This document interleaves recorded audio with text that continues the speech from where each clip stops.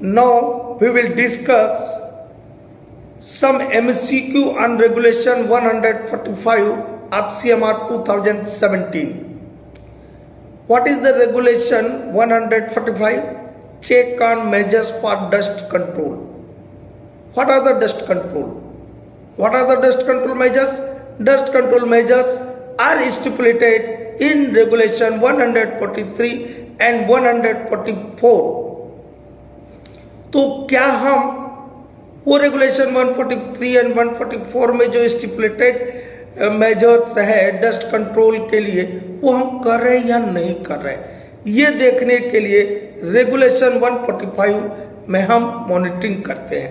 143 underground coal mines, open cast coal mines दोनों के लिए काम होता है। अंडरग्राउंड और ओपन कास्ट दोनों के लिए 143 काम में आता है, लेकिन 144 and 145 only applicable for underground coal mines. आपका जो रेगुलेशन 143 में क्या बोलता है कि जो आपका एयर है उस एयर में डस्ट कितना है, ठीक है, ये पता करने के लिए हम डस्ट सर्वे करते हैं महीना में एक बार। वंस इन एवरी मंथ हमको डस्ट सर्वे करना, पता करना है कि डस्ट क्वांटिटी कितना है, ठीक है। उसका परमिसिबल लिमिट दिया है वहां पर कि आपका जो डस्ट परमिसिबल लिमिट है वो नॉट मोर देन 2 मिलीग्राम पर मीटर क्यूब रहना चाहिए। हवा जो है, हवा का 1 क्यूबिक मीटर एयर में 2 मिलीग्राम से ज़्यादा डस्ट नहीं रहना चाहिए। आपका जो रिसेंट और नेशनल सेफ्टी कॉन्फ्रेंस का रिकमेंडेशन है वो बोलता है कि आप इसको 1 मिलीग्राम पर मीटर क्यूब तक लेकर के आना है। 12th सेफ्टी कॉन्फ्रेंस का जो रिकमेंडेशन था, ठीक है, यहाँ तक हो गया। इसके लिए और बोलता है कि भाई वाटर स्प्रेइंग कीजिए ताकि डस्ट ना उड़े। डस्ट उड़ेगा तो क्या होगा बाबू? सबसे पहले चाहे वो कोल्ड डस्ट हो, चाहे आपका स्टोन वाला डस्ट हो, हम वो भी चला रहे या कोयला चला रहे हैं ओपन कास्ट में, तो क्या होगा? डस्ट उठेगा। वो डस्ट को यदि मैं इनहेल कर लिया, चाहे अंडरग्राउंड में कोल्ड डस्ट उठेगा, तो कोई भी टाइप का डस्ट को मैं इनहेल करता हूं तो न्यूमोकोसिस नाम की बीमारी होती है जो कि लंग्स की बीमारी है, ठीक है। मैं सांस के अंदर लूंगा, इनहेल कर लूंगा तो लंग्स में जाकर के डस्ट जमा हो जाएगा और न्यूमोकोसिस नाम की एक खतरनाक बीमारी हो जाती है, जो अलग अलग डस्ट का नाम से फिर उस न्यूमोकोसिस के अलग अलग टाइप हो जाता है। जनरल टर्म है न्यूमोकोसिस। कोयला डस्ट को इनहेल करेंगे तो coal miners pneumoconiosis, silica dust को इनहेल करेंगे तो सिलिकोसिस, एस्बेस्टोस डस्ट को इनहेल करेंगे तो asbestosis. These are the types of pneumoconiosis, ठीक है, ये न्यूमोकोसिस का ही टाइप्स है। एक तो ये हुआ अंडरग्राउंड कोल माइंस में हेल्थ के लिए तो गड़बड़ है, ओपन कास्ट हो चाहे अंडरग्राउंड हो, हेल्थ के लिए डस्ट ठीक नहीं है। दूसरा, इससे कोल डस्ट एक्सप्लोजन की भी संभावना बनी रहती है यदि कहीं सोर्स ऑफ इग्निशन मिल जाए तब, ठीक है। तो हमको कहने का मतलब क्या हुआ कि डस्ट को कंट्रोल करना, उसको हवा में उड़ने ही नहीं देना है। तो उसके लिए 2 ही तरीका होता है। एक तो पानी छिड़क दिया जाए, वाटर स्प्रेइंग कर दिया जाए। दूसरा, उस कोल डस्ट के ऊपर स्टोन डस्टिंग कर दिया जाए ताकि यदि वो हवा में उड़े भी तो वो जो है इतना उसमें ज्यादा स्टोन डस्ट रहे, इनकम्बस्टिबल डस्ट रहे कि यदि उसको कहीं गलती से सोर्स ऑफ इग्निशन मिल जाए, कोई स्पार्किंग मिल जाए, कोई कारण से सोर्स ऑफ इग्निशन भी मिल जाए तो एक्सप्लोजन ना हो पाए, ठीक है। और कैसे कैसे इसके लिए करना है वो 144 में बताया, ये सब काम को कैसे करना है। इनकम्बस्टिबल डस्ट यदि हम छिड़कते हैं तो कहाँ छिड़कना है, कैसे छिड़कना है, उसका क्वालिटीज क्या वो वहां पर डिस्कस किया है, ठीक है। तो हम सिर्फ अब MCQ देखेंगे कहाँ के लिए, 145 पर रेगुलेशन 145 में।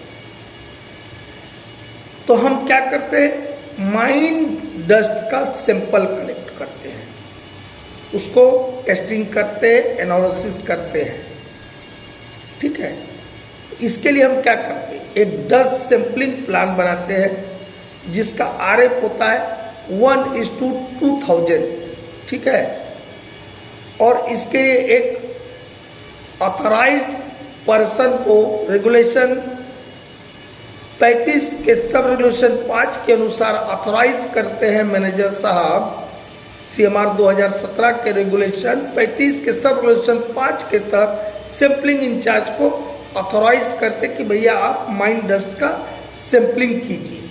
उसका क्वालिफिकेशन क्या होगा, manager certificate holder, ओवरमैन certificate holder और डिग्री या डिप्लोमा इन माइनिंग, ठीक है। तो मिनिमम क्वालिफिकेशन यदि कहीं पूछ ले तो मिनिमम क्वालिफिकेशन क्या हुआ, diploma in mining. Diploma in mining के पास ना ओवरमैन सर्टिफिकेट है ना मैनेजर सर्टिफिकेट है, सब उसने माइनिंग में डिप्लोमा किया है, ठीक है। तो इनमें से कोई भी जो नाम बताए, चाहे वो मैनेजर सर्टिफिकेट होल्डर को आप रेगुलेशन 35(5) के तहत ऑथराइज कर सकते हैं, ओवरमैन सर्टिफिकेट होल्डर को कर सकते हैं, या कोई डिग्री या डिप्लोमा सर्टिफिकेट होल्डर को भी कर सकते हैं। यदि पूछ लिया मिनिमम क्वालिफिकेशन, कम से कम क्वालिफिकेशन, तो आपका हुआ डिप्लोमा इन माइनिंग। लेकिन यदि मेरे पास आदमी अवेलेबल है तो हम डिप्लोमा इन माइनिंग को कह देंगे, अनट्रेंड को हम देंगे उसको, लेकिन एग्जाम पॉइंट ऑफ व्यू से बता दिए मिनिमम क्वालिफिकेशन क्या होगा। हम कभी भी उसको नहीं देंगे, इन प्रैक्टिस नहीं देंगे, ये हो गया। तो इसके लिए क्या करते हैं, कहाँ पर डस्ट के सैंपल लेते हैं, एवरी रिटर्न एयरवेज, कहाँ पे लेते हैं, प्रत्येक रिटर्न एयरवेज में lies within 200 meter of the last working place. जो आपके डिस्ट्रिक्ट का लास्ट वर्किंग प्लेस है, वहां से डिस्ट्रिक्ट खत्म हो गया, लास्ट वर्किंग प्लेस से डिस्ट्रिक्ट खत्म हो गया, उस लास्ट वर्किंग प्लेस से लेके आपका जो डिस्ट्रिक्ट का रिटर्न है उसमें 200 मीटर तक आप डस्ट सैंपलिंग करेंगे, ठीक है। और आपका हॉलेज, कंप्लीट हॉलेज रोड का में डस्ट सैंपलिंग करेंगे, डस्ट सैंपलिंग करेंगे। ये हॉलेज रोड को कई कई ट्रामिंग रोड में भी लिख देते हैं, ट्रामवे लिख देते हैं, वही बात है। कन्वेयर रोड कंप्लीट, ठीक है। सिर्फ रिटर्न का क्या बताएं, every return airways lies within 200 meter of last working, बाकी में कंप्लीट में करना है। हॉलेज रोड का, कन्वेयर रोड का, ट्रामिंग रोड का, ट्रामिंग मतलब छोटा छोटा वाला ब्रांचेस टाइप, हॉलेज रोड नहीं तो ओकरा बोलता है, कुछ नहीं है, मतलब हॉलेज रोड है यार, सीधा सीधा ये पकड़ो नहीं, ज़्यादा बारीकी में जाइएगा ना तो फेल हो जाइएगा। यहाँ पे हमको सैंपलिंग लेना, तो सैंपलिंग के लिए क्या करते हैं हम, सैंपलिंग जोन बनाते हैं। अब हम डिग्री डिप्लोमा वाले को बताएंगे तो बोल देंगे बेटा 150 मीटर करेगा, ठीक है। वैसा रिक्रूटमेंट वाले पढ़िएगा तो फेल हो जाइएगा, क्योंकि जो जोन का लेंथ है वो बोलता है नॉट मोर देन 150 मीटर।